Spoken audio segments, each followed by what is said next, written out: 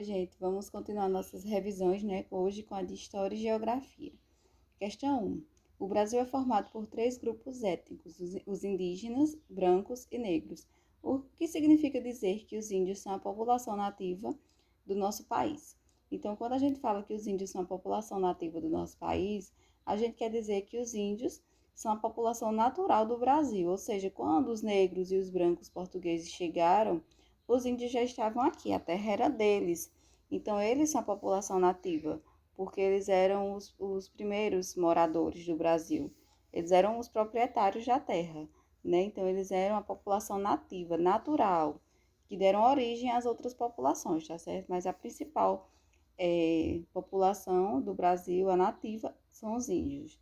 2. Como os portugueses trataram os índios quando chegaram ao Brasil? Então, quando os portugueses chegaram ao Brasil, eles não trataram os índios com respeito. Inicialmente, eles tentaram conquistar, mas assim que conseguiram a confiança dos índios, eles trataram os índios como escravos também, escravizaram os índios, e aí não foi uma relação boa, né? Principalmente para os índios que sofreram muito, né, com essa chegada, com essa dominação portuguesa.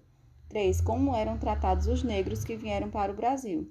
Do mesmo jeito que os índios não foram bem tratados, os negros, quando foram capturados, quando eram vendidos e capturados de onde eles vinham, né, da África, é, eles também sofreram muito, foram muito maltratados, porque eles eram pessoas no país deles e vieram para o Brasil servir de escravos, né?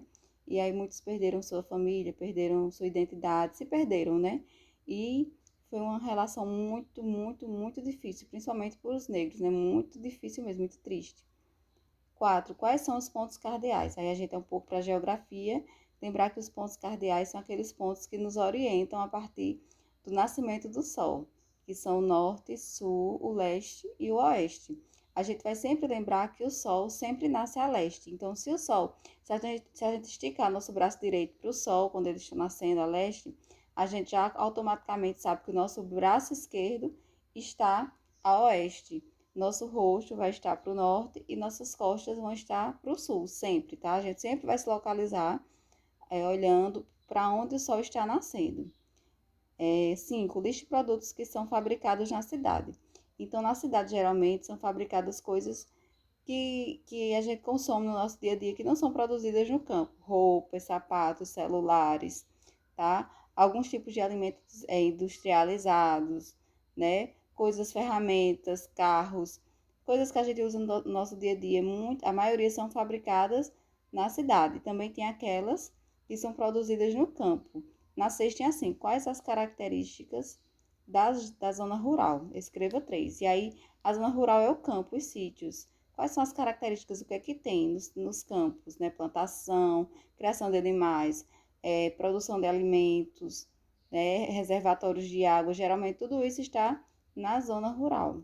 Na 7, no nosso dia a dia todos convivemos com regras. Por que é importante seguir regras? Aqui é um pouco como viver em sociedade, né? Então, no nosso dia a dia todo mundo convive com regra. Tudo a gente tem regra. A gente não pode se comportar de qualquer jeito em qualquer lugar.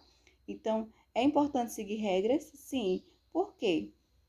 Porque a gente vive numa sociedade que exige isso da gente, que a gente se adeque às regras de todos os lugares. Por exemplo, se eu estou num lugar e tem uma fila, eu tenho que seguir a fila daquele lugar, eu não posso passar na frente dos outros.